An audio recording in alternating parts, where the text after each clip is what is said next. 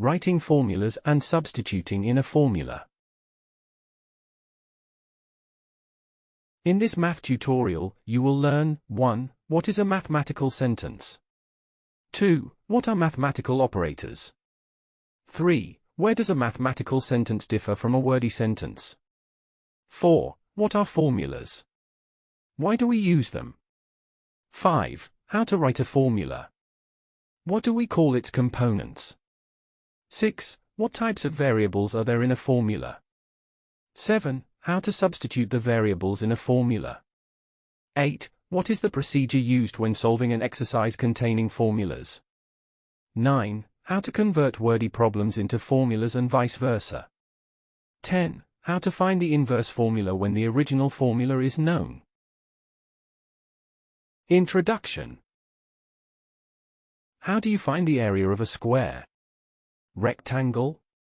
Circle? Do you express the entire sentence in words, or would you use a shorter method for this?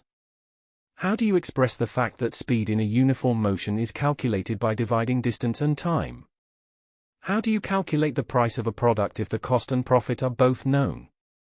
What do you understand by the term formula? Could you remember 2 formulas from physics and 2 from chemistry? What about finance and banking? Are there any formulas in these fields?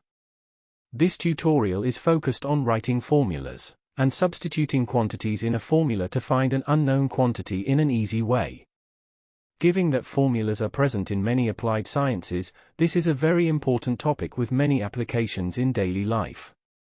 That is all for introduction to writing formulas and substituting in a formula. To start this tutorial, please watch the first lesson, 8.1.1 Mathematical versus Word Sentences. Thank you for watching. Make sure to like and subscribe to keep up to date with new videos. For more information, calculators, and tutorials, please visit www.icalculator.info.